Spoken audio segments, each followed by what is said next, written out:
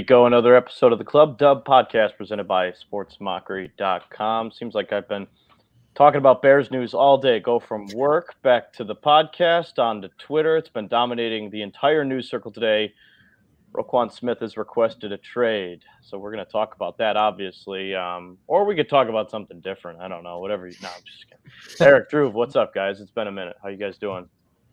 Well, football's officially back when there's basically news piling on top of news, and it's not even the start of the regular season yet. That's the NFL in a nutshell. So, it's unfortunate that this is the kind of news we've been getting lately, but it's also not altogether that surprising considering where they're at. So, you hope we'll talk about it, but you hope that they get this figured out. It's, as Drew told us before the show, it's in the best interest of everybody to get it figured out. But, you just don't know where something like this is going to go because of all the variables involved. Yeah, doing all right. I mean, it's crazy that we can say today the Bears played football at Soldier Field, and that's not even the biggest news of the day. It's crazy. Like, wow. The statement, the reported asks of Roquan and what the Bears have been doing, Ryan Poles' press conference. I mean, there's a lot to unpack here. We're going to get into all of it here. Again, we are presented by SportsMockery and SportsMockery.com. Go ahead and give us a follow at ClubDub_podcast, and also follow all of our Twitter handles. You can find those in the bio online. So again, news of the day: Roquan Smith, Bears' best player, inside linebacker, has requested a trade formally via Twitter. He sent out his Notes app statement to Ian Rappaport. He tweeted it out this morning. It kind of feels like it's the Bears' turn to be in a position where a star player is requested a trade. How many times have we seen this? I mean, we saw it with Debo and DK, and we saw it with Rodgers last year, and we saw it. You can't even count it on two hands anymore. This is the way of the league now. When these guys want their money and they demand more than what's being asked, they're going to pin the fans against the new regime. Especially, it's easy to pick on a guy like Ryan Poles. And I know our initial instinct is to get mad. Oh, pay that guy. This team's bad anyway. They don't have any players. Who are they paying anyway? Go ahead and pay this guy. And if you think about it calmly, a lot of us want Roquan here, right? But let's think about this on a rational level. If the reports are true, and we've all heard rumors now, and I've heard different things about him asking for more than Darius Leonard, and Ian Rappaport was on with Parkins and Spiegel earlier this afternoon saying that he wants more than Darius Leonard. He's not better than Darius Leonard. But the Bears were willing to meet that, but he still wanted more. That's where we're going with this. Now, the Bears came up on their original offer. Again, all rumors, nothing confirmed here. We'll never really know. But the initial thought is they came up to around 18 to 19 million, which is already more than what Leonard's getting paid, and he wanted even more than that. So plus incentives. So, Roquan doesn't have an agent. That's complicating things for sure. I don't care what anybody says. He's got to focus on learning a new head coach and a new regime, and he's still got all this on his plate too.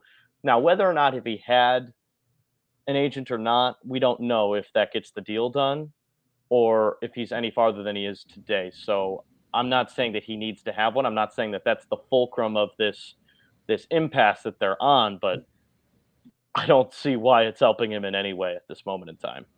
Yeah, I mean, you think about like players that usually have agents. Agents will make these kinds of statements on Twitter or whatever it is. Kyler Murray's whole saga with his agents revealing all this stuff about, I've done all this stuff for the Cardinals organization. He really hasn't, but whatever. It all is negotiating through the media.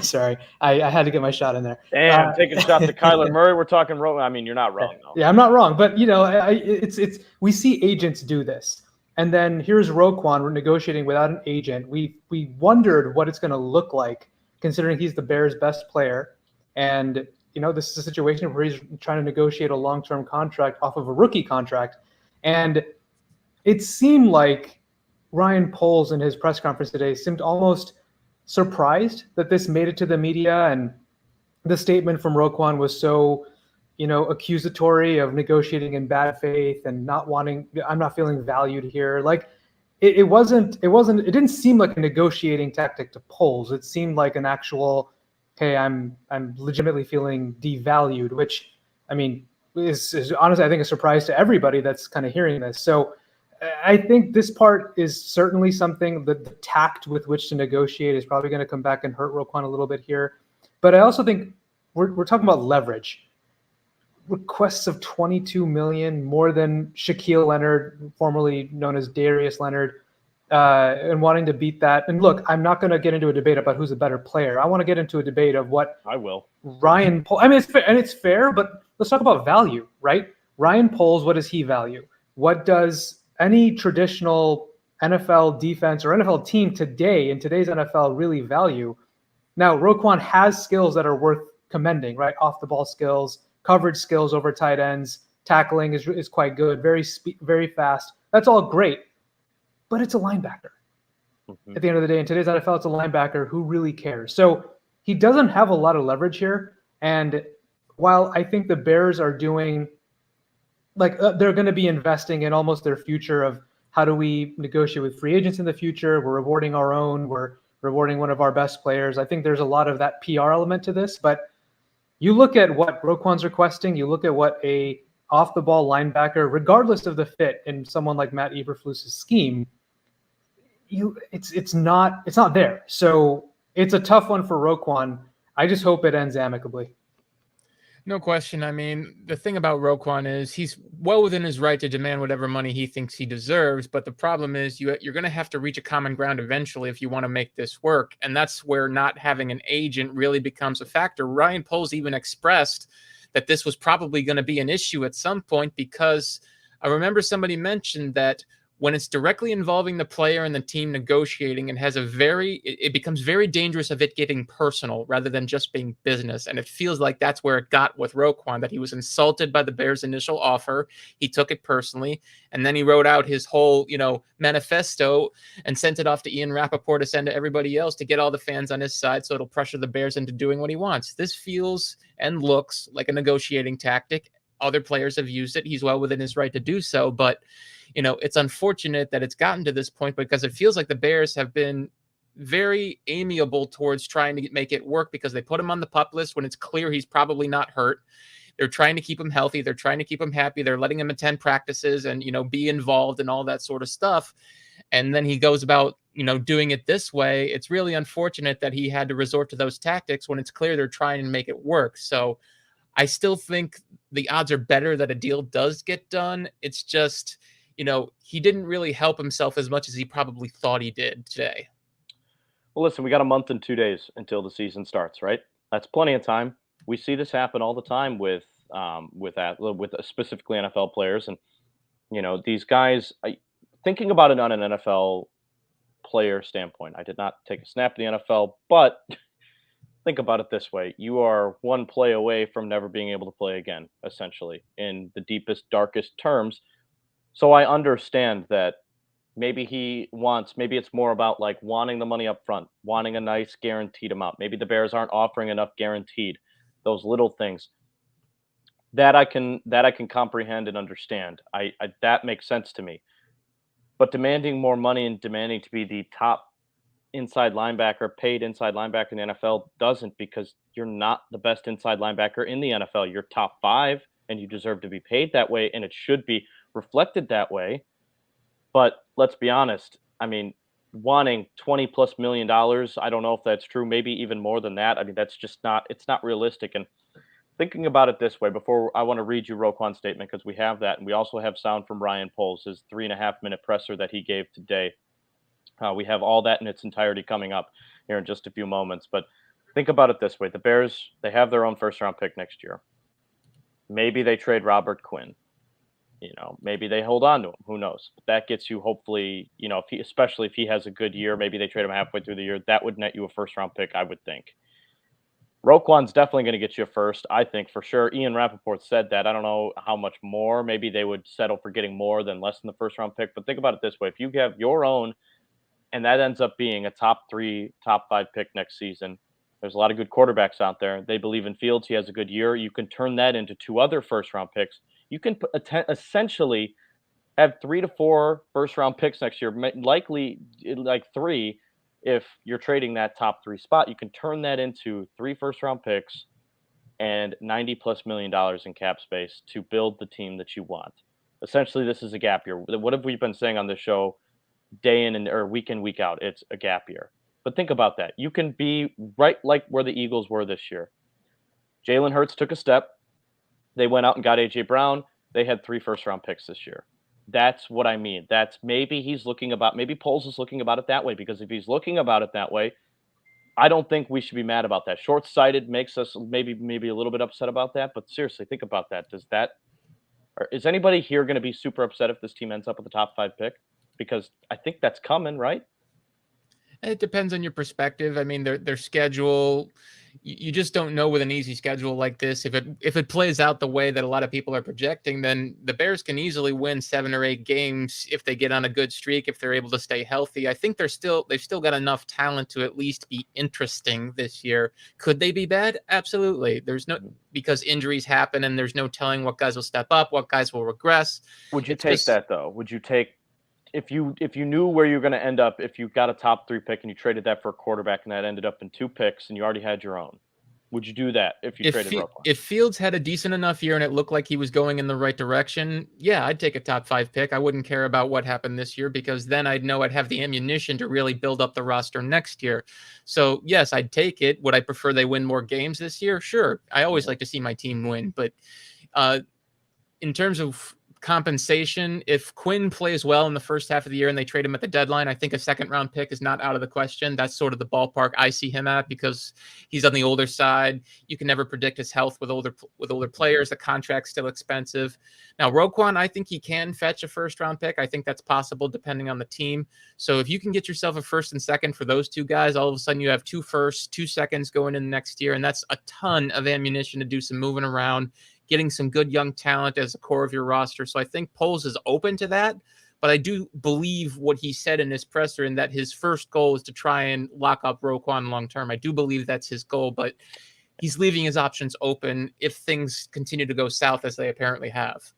Yeah, I agree. And this is kind of what I was telling you guys before the show. I think it's in both sides' best interest that they come up with a deal, because for the Bears, sure, can he net a 1st-round pick?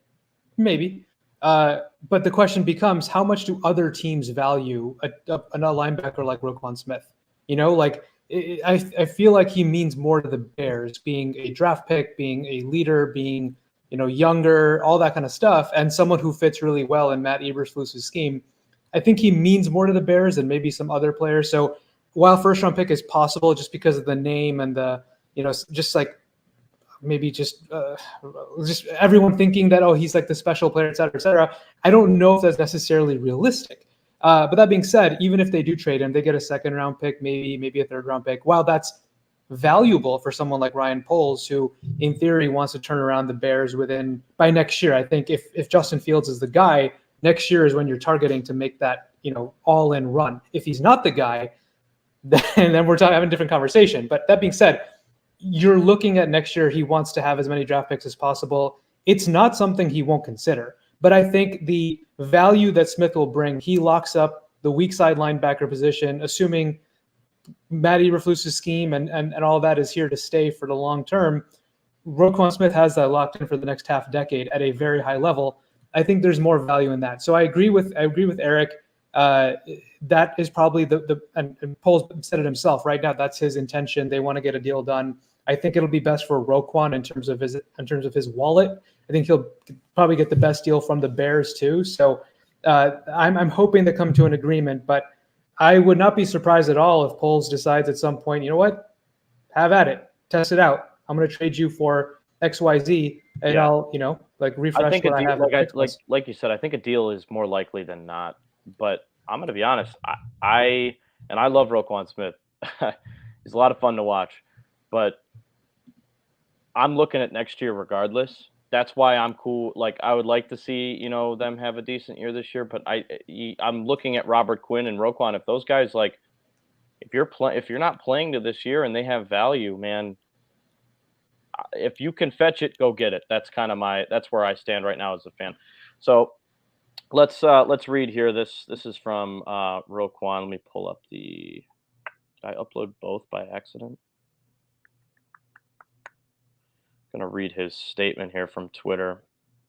I might have put in both by accident, but Fortunately, the new front office regime doesn't value me here. They've refused to negotiate in good faith. Every step of the journey has been take it or leave it. The deal sent me to this one that would be bad for myself and the entire linebacker market if I signed it. I've been trying to get something done since April, but their focus has been on trying to take advantage of me. Um, I'm going to dispute that point. I wanted to be a Bear for my entire career to help me bring back a Super Bowl to the city. However, has left me no choice than a requested trade that allows me to play for an organization that truly values what I bring to the table. I haven't had a chance to talk to the McCaskey family. Maybe they can salvage this, but as of right now, I don't see a path back to the organization I truly love. I hope and pray you can all understand. I'm deeply sorry that it's come to this. Can I say one thing? Yeah. He hasn't talked to the McCaskey family yet. Dude, the guy is in the parking lot shaking hands with fans at training camp. Like, how have you not run into him at all in the last several weeks to months? And he's always been known to have an open door policy. It's not like he's inaccessible. So this, I really hate to say it because I like Roquan. He does so much charity, all that stuff, but it feels like an uncarefully crafted work of trying to garner sympathy.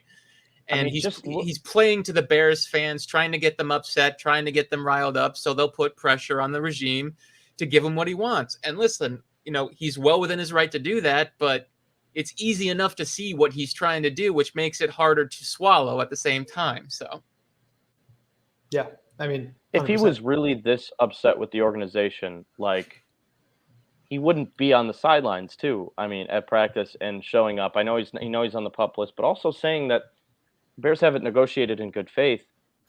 They put you on the PUP list. They didn't have to do that. They did while they were giving you time to negotiate a contract so you didn't get hurt in practice. They put you on the PUP list. That's called negotiating in good faith. I'm on Ryan Poles' side there. And again, I'm with you guys. Like, I like Roquan a lot, but this just look at the highs and lows of this. I mean, I don't see a path back, but I can talk to the McCaskey family. Maybe they can salvage this. He's leaving the door open while also saying I don't see a path back. Like, it's just he's really trying to. The translation here to me says Poles isn't giving me what I want, so maybe I'll go to the owners and they'll give me what I want. That's basically what that says. And my guess is McCaskey's going to do what he usually does, which is back his GM. So, he's going to be right back to where he was. Yeah, the guy he hired a few months ago. Right. So we're going to bring you now the entirety of Ryan Poles' 3-minute and about 30-second press conference that he gave after practice.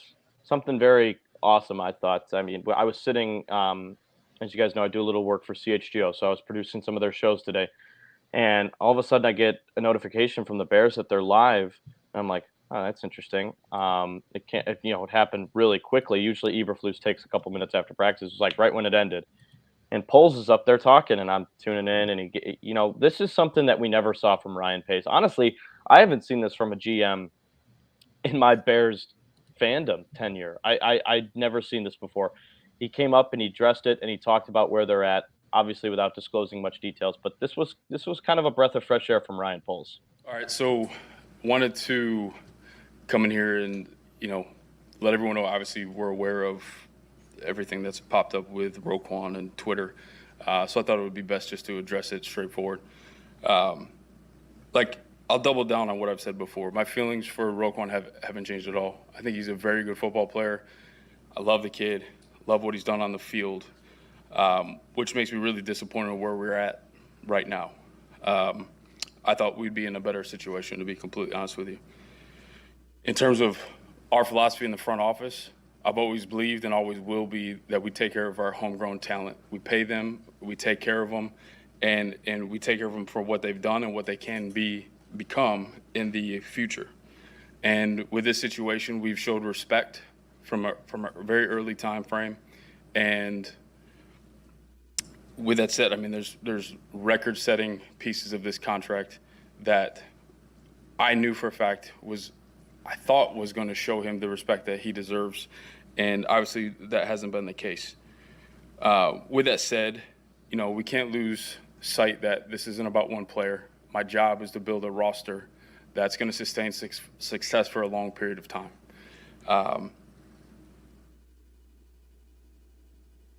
And at the end of the day, we got to do, what's best for the Chicago Bears. So I'll take a few questions from you. I just wanted to make sure I got up. I addressed this with you. We know what's going on. And we're doing everything we can to get this done. Ryan, is your intention to trade him as his request asks for, or do you think something can be worked out? Right now, my intentions are to sign Roquan to this team, and we're going to take it day by day. And at the end of the day, we got to do what's best for this organization. But my intentions are to make sure Roquan Smith's on this team. Were you aware that it was this dire, I guess, in his mind? It's a little bit, you know, like there's always going to be a little bit of separation, but at the same time, like for an extension, it's got to make sense for both sides. And obviously we're not at that point for him to put that out there. Ryan, what was your reaction to his message that was shared with Ian Rappaport as far as the organization not valuing him? Yeah, like I said, when we engaged and we brought it. And I thought there was a lot of respect in where we're at right now. That obviously that's not good enough for him and his party, but I feel like we showed respect with what we've done and showed value for who he is as a football player and what he can become. Have the negotiations been him directly to you because he doesn't have an agent? How does that work? Yeah, it's difficult. It's difficult. There's emotions involved, and it's tough. It's a very unique situation that we've had to deal with, and I thought we've done a pretty good job. Which again, that's why I'm a little disappointed that we're at this spot. But again, that's where we're at. Want to let you know, and if anything changes, I'll update. There it is. Ryan Poles addressing the media shortly after Family Day at Soldier Field today, saying that, listen, this was a historic deal. We brought it. You know, it's difficult to negotiate with him because he doesn't have an agent. This is accountability. I really appreciated Ryan Poles doing this because, again, when's the last time you saw Ryan? I consider this in season now. You know, we got the first preseason game coming up this weekend. This is the season now. This is Ryan Pace never spoke in season. He figured it was best to come from one football voice, and look where that got him. I like the accountability here from Poles. I got to be honest. If like we said earlier in the show, if the numbers are true and what we're hearing is true, and maybe we'll find out, maybe we won't. We got to take his side on this one. I don't know.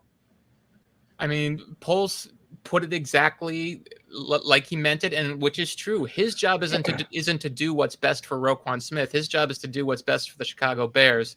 And Smith wanting $22 million, if that's the number, maybe it's a little lower or whatever. But Roquan's job is to do what's best for himself, obviously, because he's the player. But Poles has to think about the entire team, and paying a position like linebacker that much money over the highest amount right now, which I believe is 19.7 for Shaquille Leonard. So if you're going to go that far over for a position that's not as vital as pass rusher, cornerback, free safety, all that stuff, it would be irresponsible. It would be bad business. He's willing to pay Roquan close to the top, if not the top, but not that much over. And I think that's where the disconnect is starting to get out of hand. And he's willing to continue to negotiate, but Roquan has decided to take matters into his own hand and basically go rogue, or at least it seems that way. And so it's disappointing for Poles, but at the same time, he's not going to let that situation get him out of his focus, which is continuing to do what's best for the team. And it's nice to hear him say that up front and be accountable for the entire thing. And Eberflus said it. He said Poles is a hands-on GM, and this situation is a perfect encapsulation of that. Oh yeah, I think I appreciated three main things from this. One is the accessibility. Ryan Pace absolutely would not have been out there after something like this in the past. Yeah, no way. This is almost unprecedented access. Someone like Ryan Poles doing this, so that was awesome. Number two is the transparency. There was no bullshit. It was raw emotion. You can tell he's disappointed that Roquan did this. You can tell he's hurt. You can tell he's confused that, hey, where the hell is this sentiment coming from? Well, that's exactly it. There was videos and pictures of them walking out of the tunnel together up in Lake Forest during practices, patting each other on the back and laughing and smiling. Like that was there. That was there for the public to see.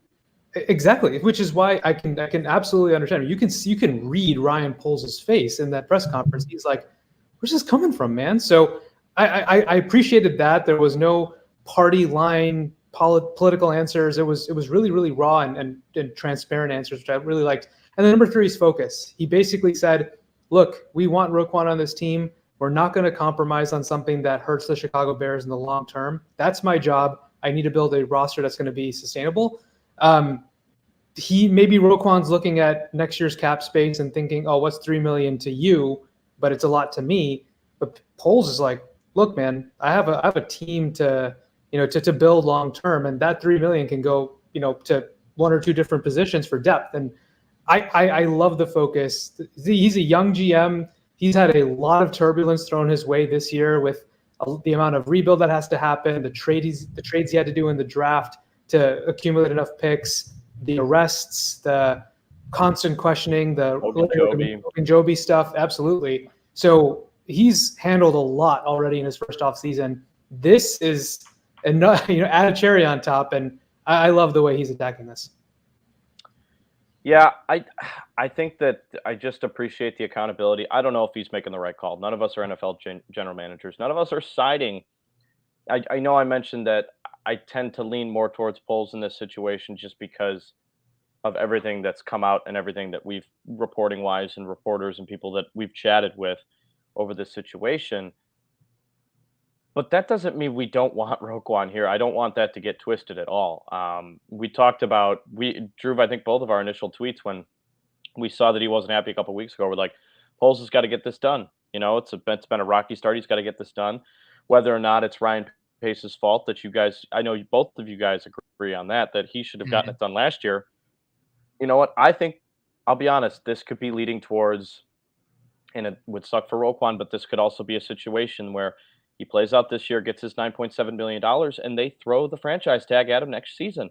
And that could be the way it goes. And, I don't think he wants that. I think that's the reason he's making a big stink about it now, is he wants to avoid that situation because he knows if he's good enough and has another great year and the Bears have, maybe they'll take care of him. We don't know how Poles operates yet. It's way too early into this regime, but chances are, that usually happens with, guys who don't play in premium positions.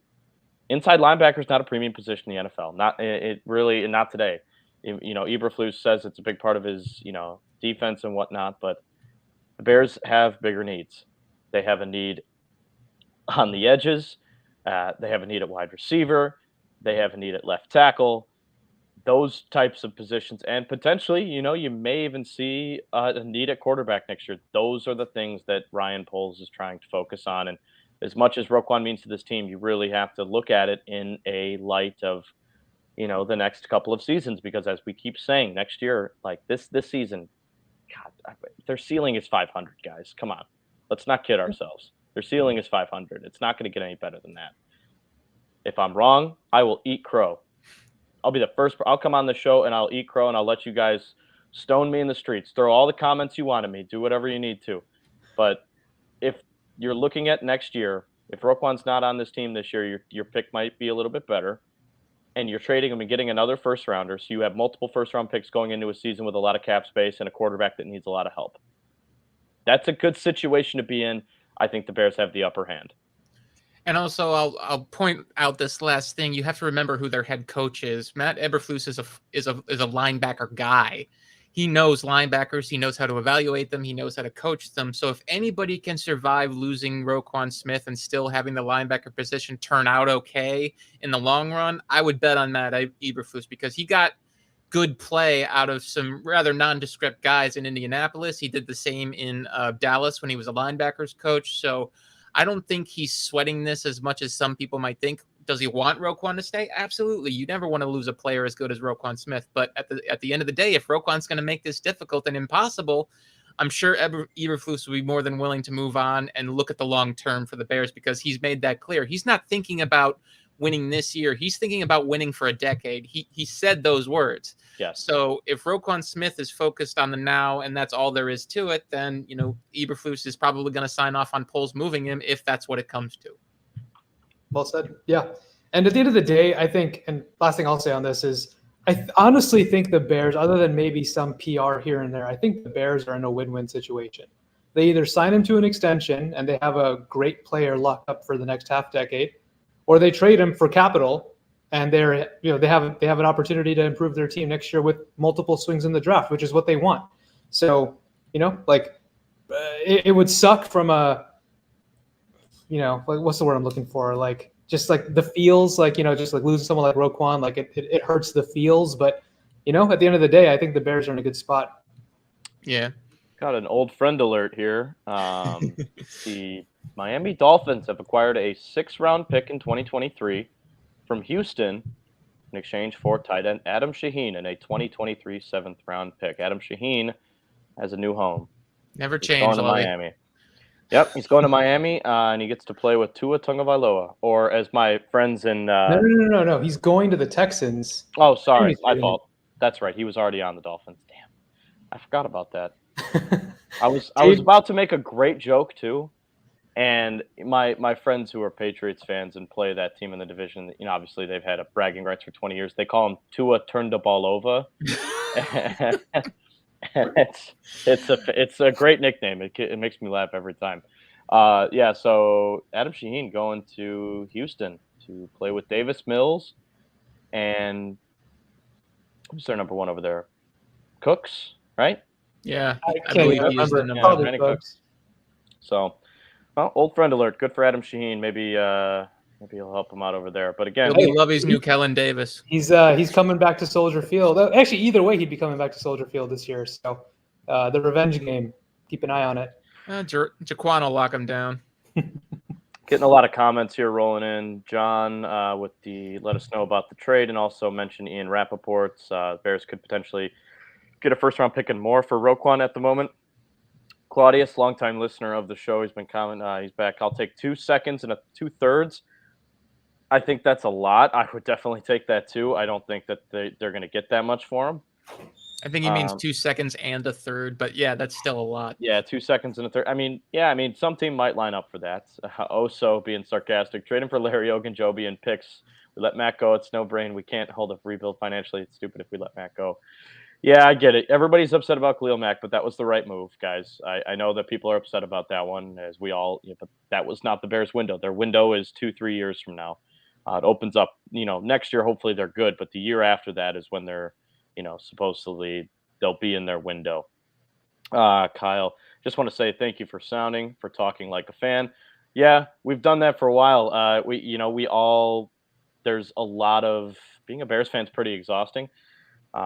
Not gonna lie, it's been a long couple of years for us, but we're sounding good and sounding like a fan. So it's kind of our goal here to be objective, but also, be fans of the team because that's what we are. I mean, I'm wearing a shirt, and you guys have been fans of the team too for long. I know you cover them, and we cover the team fairly. Drew's probably the most honest, most fair about Justin Fields than of the three of us. About everyone. But mainly Fields. You really like to. If it's not Fields, it was Trubisky before that. Like it's everybody. But anyway, no, I don't know what's next on the agenda yet. But do we want to talk about Fields right away? I want to talk about Cole Kmet. Let's do it. I want to talk about Cole Kmet because positive. Damn, he did get hurt today. We don't know what it was. He left practice with an arm injury. I think he got it tangled up in a block or something. So right away, I know there was some cause for concern from the guys covering, but he's having an awesome camp. And we even heard Hub Arkish come on the radio the other day, I think on The Score again. He goes, I think Cole Kmet is going to be second in this team in receiving yards, and he might even be the first. I'm not going to go that far, but I mean, I'm not going to go that far either, but you're talking, if we could get an 800-900 yard season from Cole Kmet, this Bears passing offense might be a lot better than we think. And to be honest, what did we say in the last show? Third year is usually when you start to see tight ends don't do anything their first 2 years in the league. You start to see them make a little bof a jump. And I'm really excited for Cole Kmet, especially with the lack of wide receivers on this roster and guys getting banged up. And let's be honest, most of these guys are not going to be very good. So Cole Kmet, if he could be that consistent number 2 option, especially in the red zone, and continues to have the camp that he's having, I'm really, really excited for him. I think the guy you really should be listening to is Luke Getsy. He's been all over Kmet ever since he took over and they really started practicing together. He's been singing the praises of Kmet all camp, and he is a big, big fan of what Kmet can do, not just as a blocker, but as a receiver and all the different versatile things he's capable of. And it looks like the two are really meshing in what they're trying to get him do to get him more involved. A lot of bootleg action where Komet's the primary target, and it's working out because Komet seems to be grasping his job much more firmly than he was last year. He's much more confident in his route running. He's much more confident in his releases. He's getting better separation, although he could still work on that. Everybody can always work on that, but it finally seems like he's got a good grasp on football, which wasn't always the case in college because he was splitting his time, as we talked about, between baseball and football. So it feels like he really has a good, firm grasp on the game, and he's in a system that really feeds the tight end well. It always has done that. Shannon Sharp, Owen Daniels, George Kittle. This system is really built for helping the tight end position excel. So, I absolutely believe there's a possibility that Komet can, really play well this year, especially with his connection with Justin Fields seeming to be stronger than ever. Yeah, and assuming he's going to be healthy, the fact that he was in some pain, I think his arm is a little bit concerning. I hope it's not a pec injury, but that would be pretty bad. But I mean, look, there were some highlights that I've seen, coming up from camp where it legitimately looks like he's added speed, and that was one of the things that, like, over the last couple of years, like, yeah, he made some catches. Yes, he was a volume target last year and had 60 receptions and all that. Great, but there was always this question about where's his separation. He's always kind of being blanketed by whoever's in coverage, even random average coverage linebackers or whoever it is. And that was a big question mark. Can he be that, can he take that next step and be fast like a George Kittle, like a whoever else? And man, like, it seems like he's ahead of that speed. That part's really exciting because his route running seems to be better. His strength seems to be better. He's high pointing some catches, but the speed which he seems to have added is amazing. And that's really, if you can show that consistently and show that separation, absolutely he can be a Pro Bowl level tight end and be talked about in that top tier echelon of tight ends because he does everything else really well. He blocks. He is very intelligent. Can catch for the most part. We want to see some more of those difficult catches, like we saw him, come short a little bit in key situations last year. But if he can just kind of improve his hands just a little bit and show that speed and separation, I'm very excited about what Cole Kmet can do. Yeah, I mean, we talk about it all the time. If you guys, people watching this show right now and people who take in radio shows and watch sports around town, the talk of the town has been the wide receiver room is just not up to par, and it's not. And Darnell Mooney, who had an unbelievable catch today at Soldier Field, we can't show the footage because of media rights. But if you can go online and you can find it on Twitter, there's a couple fans that tweeted out the video. An unbelievable one-handed catch, came down with it in double coverage. Fields threw it up in the air so no one could pick it off. It was I couldn't believe it. It was fantastic Stephon Diggs catch. But aside from Mooney, Kmet has to be this number 2 right now, and that's a good thing, especially on third down. I saw a lot of tweets over the last couple of weeks at camp and things like that. Fields finds Kmet, third down, and they figured it out, and they found him over the middle, and that's going to be big for this team. And Eric, I can't help but notice. I know you just retweeted this. Since the Bears likely going to be scouting for waiver wire at cut down time for a wide almost receiver. guaranteed given the injuries. Yeah, I mean, yeah, they pretty much have to, right? Like, who got hurt today? What's his face? David Moore. He's the latest. I think 5 guys are hurt now. Valus, Harry, David Moore's now hurt. Byron Pringle has the quad injury, and I think Dante Pettis is also hurt. So I mean, they're losing guys left and right now. So yeah, I mean, taking a look at some of these guys that could be cuts. I mean, you mentioned Darius Slayton. Yeah, I mean, he's not been a whole lot of anything for New York over the last couple of seasons, but he was initially. He played well in his first couple of years, but then he kind of got buried on the depth chart. They had offensive issues, and he also has a connection to the Bears wide receivers coach Tyke Tolbert. So I think that's true. You put all of that together. I think he makes perfect sense. He'll be cheap to get. He's still young, and he has experience. So I think that would make perfect sense for the Bears. You could get somebody who could probably contribute right away, and be that number 4, number 3 type of guy until other guys can maybe get healthy. Can I interest you guys in Kevin White? No. I'm gonna pass on that one too. Well, we listen. I think that Darius Slayton too would fit the bill just because Poles guy. I know he's got a little bit of an injury history, which isn't what Poles lines up with, but super speedy downfield threat, nice hands. So I'd be cool with that. And like you said, they're almost certainly going to have to add somebody with David Moore's injury sounding pretty serious today. Couldn't put any weight on his leg, and they had to help him off the field, cart him off the field. So just stuff you hate to see, especially during practice. But I think Bayless will be fine. Mooney obviously just looks fantastic.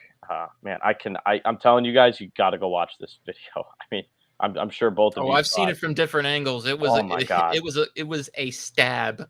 It was in every sense of the word. He went up straight up with one hand, brought it down like it was like he looked like Stephon Diggs. It was awesome. Over Eddie Jackson, which I'm sure made it doubly sweet for him. It looked like Eddie Jackson looked like there was a little pushing and shoving too after that. Eddie knocked the ball out of his hands, looked a little frustrated. But man, you guys, I'm telling you, go do yourselves a favor.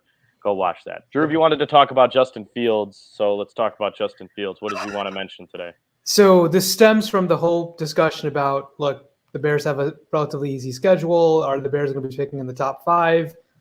I mean, I fucking hope not. If Fields is good, then they're not going to be picking in the top 5. If Fields is bad, they will be picking in the top 5, but then you have a problem about Justin Fields. So I mentioned this, I think, on our last show, right? I think this was right before training camp started, or maybe second to last show. I wanted to be really, really wowed by Justin Fields. Like, hey, go out and dominate. Offense is usually favored in these situations. Things are scripted. You know where to go. I understand there have been some injuries. I understand there's been, like some young wide receivers here and there stepping in. But Kevin Shaw running a route where you overthrow him by 15 yards and get picked off by some other random defensive back is not because you're throwing to Kevin Shaw. Those are the kinds of things that I didn't want to hear about, and they're happening. And I'm listening to a lot of the beat writers that have been there every day. Adam Hogue, who is quite glass half full, or has been on Fields, at least going back in the Adam's a Fields guy. He's a Fields guy, for sure. He's a Fields guy. But he's been very lukewarm, almost hesitant to talk about Fields in terms of like in a positive manner. Adam Johns, similarly. I mean, some of the other guys who are more fans on the beat, guys like Nick Moriano and folks like that. I've heard more just tempering expectations. Yes, you're throwing to this person. Yes, you may have been sacked here and there. Like just things that you're hoping would have started to at least show improvement over the course of 10 practices or whatever it's been, 11 practices. And there just hasn't been a day yet where the offense has gone out and dominated. And so I'm not pressing the panic button or anything like that for Bears fans or Fields, but like what's from what you guys are seeing and reading, what's your comfort level? I'm in the yellow zone. I'm not panicking on it yet.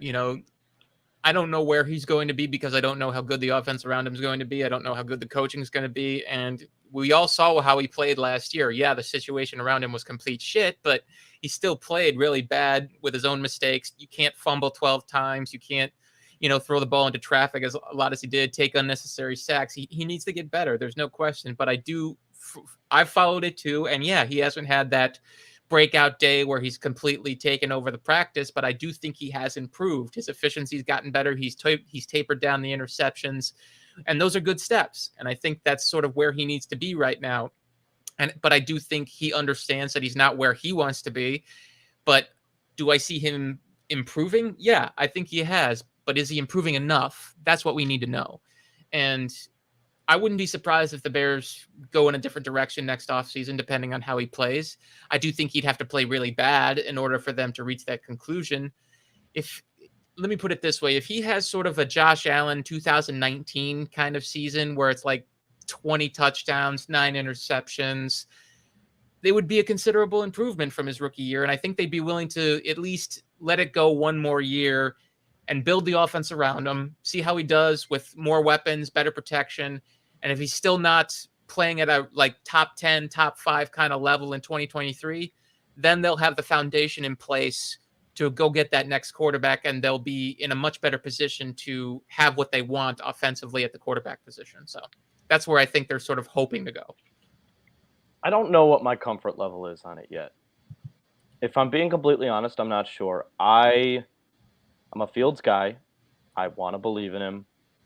And I also am going to be very honest here. The Bears have a terrible offensive line right now. And I know that you don't want to hear that excuse, but of all the tweets I've seen, the most I've seen is, oh, that somebody got burned. That would have been a sack. Are we not taking into account that the first game of the season, the San Francisco 49ers have one of the best front sevens in all of football? I'm concerned for that. That's my concern. Fields, he still seems from the stuff I've seen, when the pocket starts to collapse, he's able to get out of it, but it seems like when he gets a little bit pressured and starts to panic, I saw one today where he, I think the Barroom Network tweeted out a video of him flipping the ball to Khalil Herbert. No. Why'd you flip it? Follow him and go pick up more yards. I mean, it's just little things like that. I'll tell you what, the video that went viral of him overthrowing N'Keal Harry in the back of the end zone, who was wide open, that stuff worries me a lot. I could have made that throw. Come on, he threw it 50 feet out of bounds, and it bounced on the sidewalk. I mean, that ball wasn't even close to the target. And the guy there wasn't a defender within 15 yards. I mean, things like that are concerning. I think that, but he's also had some that have, threaded the needle down the dime. That pass to Mooney today was a little high, but Mooney made a great play, but he put it where it wasn't going to get picked off. Here's the thing I need to see from Fields this year, because I know you guys hate the comparison, but Jalen Hurts had a decent year last year in terms of getting better from his first season. Had similar Josh Allen numbers, 16 picks, 8 touchdowns, 9 picks, and over 3,000 yards passing. Very similar to Allen in his second year, and didn't have a lot to work with. So if I can see the little bit of progress, the better decision making, not throwing into double coverage in training camp, please, for God's sakes, I can't live with that. That makes me upset. But if I can see a 3,000-yard season from Fields and a way less fumbles, that's a win for me, and I think that you move forward with him. But you're right.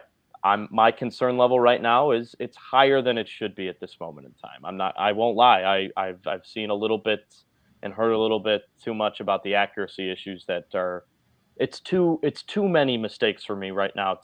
I know we still have a month to go until the season. I'm sure Fields will have a great day at practice, but we haven't heard Eberflus come out and say, "Wow, Fields I've never seen it practice like that." We haven't heard him say that yet. I would like to hear him say that before we, kick off the season on September 11th. And I think that's part of the issue, is that I know that we're when I say we, I'm literally talking about like most folks that want Fields to succeed, and I do too. Of course, we all want Fields to succeed. Yeah. It's this tempering of expectations with an excuse, like, oh, he's still learning the offense and he's still this, and yet your highlights. Kind of a true excuse, though, right? It's fair, but look, I mean, Baker Mayfield has been with the Panthers for 10 days. And he's already had Baker's really spinning it today. Tweets coming out from the beat, or that was awesome, or more highlights than Fields has had, and he's been with the Panthers for 10 days. Again, it's not a Baker. I'm not a Baker bro here. I'm literally just saying you're seeing where someone can come in and just play well and just do the things that he can control well. And I don't know. There's just something. It feels like something's missing. Hopefully, and I understand this can be a complex scheme. I understand that he's had a lot of things he's had to work on.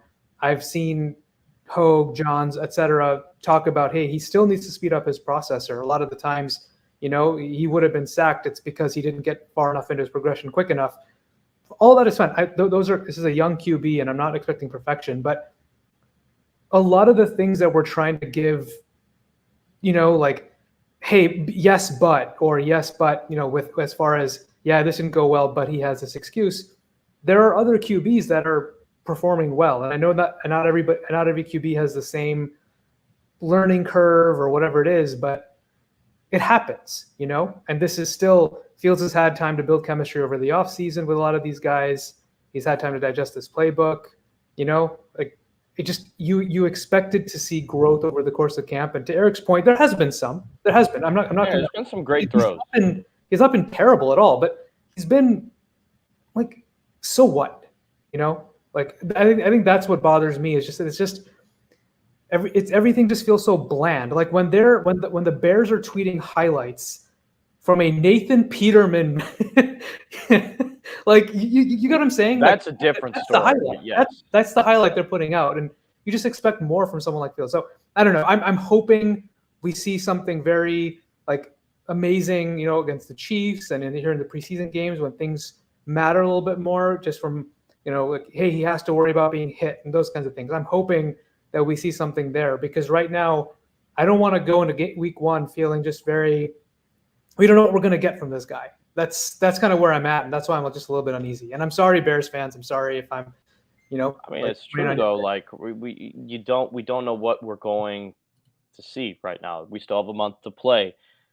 I grow more and more concerned about the offensive line, and I think there's been some answers there. Riley Reif is going to be a starter. Michael Schofield's going to be a starter. But I grow more concerned, and now we see the injuries mounting on the wide receiver side. I'm growing concerned with the amount of reps that he's getting with key figures on the offense. And again, there's a fine line between saying, "Oh, he does." There's a fine line between giving him an excuse and saying, "Wow, that play just plain sucked, and you can't do that again." But no Lucas Patrick, gonna hurt. He might be back week 1. That's gonna hurt. There's gonna be some false starts and some mistakes week 1, guaranteed. I mean, him missing how many weeks of practice, that's gonna hurt. I would like to see them go out and get another wide receiver here. I don't know who it's gonna be, but they need some more depth there. Hopefully a veteran, because you're giving guys that have not straight up just been low on depth charts, not had first team reps on their respective teams, or their draft picks, who have never really played the position at this level. You go out and get another veteran receiver. That would make me feel a hell of a lot better. Certainly. And I'd like to say Equanimeous St. Brown is stepping up. I mean, I was very happy actually when they signed him. I thought he needed an opportunity and I thought he had talent, and I'm glad he's showing it. It sounds like he and Fields are developing a rapport. So someone that maybe Bears fans thought like there's no chance this guy's going to be a wide receiver 4 or 5. I still think that, but I mean, developing a rapport this early is good. I mean, he's winning legitimately. I mean, he's getting open, he's running routes. I've some of these highlights that have shown up. He's playing well. So I'm at least one of the wide receivers that we thought was going to be, or I shouldn't say we. Others thought that. Sorry, I keep ripping on people. I'll raise my hand every time. I'm just kidding. But that folks thought was going to be just a waste of space may actually end up being a solid contributor.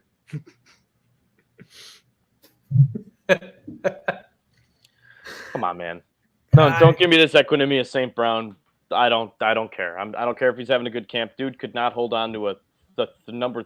He was falling off the number 3 spot in the Green Bay depth chart for 2-3 years up there with them, and couldn't make it work with the best quarterback we've ever seen, second best quarterback we've ever seen. And yet we know you're going to change your tune if he has a big preseason.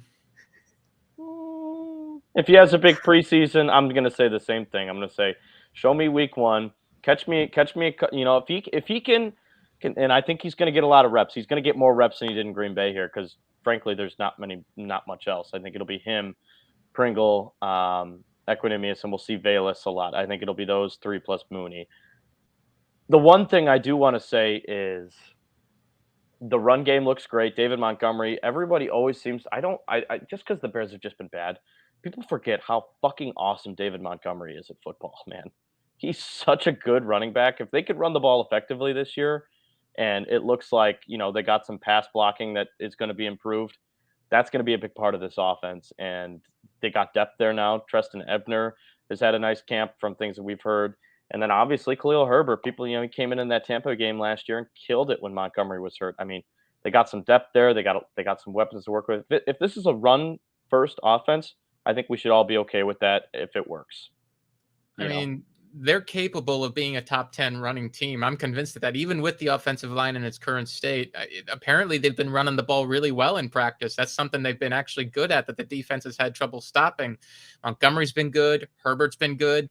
And to hear that, it gives you confidence that they should be able to run the ball well. And if they run the ball well, that means play action is going to be a heavy part of what they do on offense. And one thing we saw that was good about Fields last year was off play action. He was excellent off play action. And I think that's what the Bears are hoping for, because if they can get him going and get his confidence up off play action, it'll probably rub off on the rest of his game. His confidence will be up. He'll be, more willing to chuck the ball around the field without second guessing himself, all those sort of things. It's all about building through the process. And that's what Getsy wants to do. He knows where everybody wants Fields to go, and that's be that Josh Allen, Patrick Mahomes, Tom Brady type of guy. But it takes time to get there. And I think he's trying to temper everybody's expectations in the form that he'll be better this year, but not as good as you want him to be yet. And I think it's just finding that middle ground of being patient. And obviously, as NFL fans, it's really difficult to be patient, especially for Bears fans when it comes to the quarterback position and how much misery we've experienced at it over the years. So, for sure. And I think for the Bears to have an offense that is at least worth watching, I think the running game, to your point, is going to be that focal point. I think none of that is a secret. I think the goal eventually is for Fields to hopefully be that guy that can come in and just take over and be the franchise guy and throw it 40 times and everyone will be happy. But until then, the Bears have a rock solid room. Obviously we love David Montgomery. That's well documented. Khalil Herbert impressed a lot last year. I am really excited about Treston Ebner. I mean, the guy, with legitimate speed. I mean, I thought it was just fast and can catch, like a Matt Forte-ish, maybe. I'm not to compare him to Matt Forte, because Matt Forte is a legend, but just has that skill set. The guy can fly. I mean, he is fast as hell. So when Kenyon Drake would be a more appropriate comparison. Mm-hmm. Yeah, so I would agree. And you put someone like Ebner, who maybe wants to or could play in the slot, especially with so many wide receiver injuries or just question marks in general. And now you have someone like Ebner that you can put in the slot pair and put him on the field at the same time with Montgomery or Herbert. You're opening things up, at least, to what the Bears can do here. So I'm quite excited about that part of it, but you hope that it can translate to the passing game too. Kyle nails it here. Keep saying it, and they will be patient. Keep saying be patient, because these guys need to hear. That's why I'm looking forward to 2024. I think we can be a contending team regardless of what our schedule is. Tend to agree with you, Kyle. A lot of comments today. We thank you all for those. Supposedly OBJ interested, according to John. I don't know about that. I've heard that too. I'll pass. I don't think he'd want to come here anyway. I'll call straight BS. There's no way. I refuse to believe that. Will Fuller be a good fit on the Bears? I disagree. Sure, because he gets hurt. Yeah. I don't need Will Fuller either. I'm good. I take him for the 3 games that he'll be healthy. He'll be a good target for those 3 games. Yeah, I'm good. I don't need it. All right, guys. I'm going to Wrigley tonight, so I got to get going. But good show today. Roquan Smith requested trade. Go back and listen if you guys just tuned in. You want to hear Ryan Poles. We had his press conference in its entirety at the beginning of the show, talking about how he wants to get a deal done, but it's the historic precedence of it, and Roquan trying to set the market and things that aren't really realistic about it. We talked about it, but we also have in there the quote from Roquan that he put on Twitter today that he said to Ian Rappaport. You can find that on our Twitter page as well. All of us have retweeted that. And seriously, you guys, you got to go watch that Darnell Mooney catch. It'll make your day. Gives you a little bit of hope for the future. Final thoughts before we get out of here. Trust the process, guys. I think the offense will be better this year. Maybe not great, but I think it'll be better from where it was last year. I think Fields will be more efficient. I think Kmet's going to have a better year. I think Mooney's going to take off. So they have pieces, and I think, it's not always going to be pretty. There are going to be moments where you're going to be like, we're going to have to change everything next year and all that sort of stuff. Let's see where they're at midseason. If they're showing improvement and if Fields is looking better, then we can start thinking about the big picture of what they can do next. You guys excited about the Matt Nagy revenge game? I hope I'm sure he is. I hope they put him on camera, man. They're gonna. 100%. It's obvious. Put him on the jumbotron too. It's gonna be fun. The fun storyline. No, I think I can't wait. That's Saturday, right? It's Saturday. Saturday night. Yeah. Maybe we'll do a show after that or something. I'm just excited to get Bears football back. I'm actually going to be going to a concert that night. I actually won't be catching the game live, unless it's is it the daytime or in the evening? It's a night game. I'll be at a concert, so I'll miss it live. Kansas City, or is it at Soldier Field? Chicago. It's at Soldier Field. So maybe I'll go. He's actually returning. I might actually go to that. We'll Do see. it, man. Go might get an go, autograph from Matt Nagy. Be the adult in the room that just pushes for goes through the line to get his autograph. No. Be an adult, but not the kind of adult like Deshaun Watson is. Wow, good way to end the show, huh? Yeah, never. Kids, don't be like Deshaun Watson. He sucks as a person, and hopefully gets suspended for a whole season. That's what I'm hoping for. Well said. All right, guys. Last thing I want to say was you picked a good game to go to Wrigley. Yeah, I know. Talk about it, right? I'm not too thrilled about the matchup and the amount I had to spend on this ticket. We're going with a group of people, but get to watch a little Marcus Stroman tonight. Should be fun. Get to watch some of these young guys and a bad baseball team, but again, looking towards next year. There's always next year, Chicago fans. Always next year. All right, you've been listening to ClubDub Podcast presented by SportsMockery.com. We'll see you guys next time.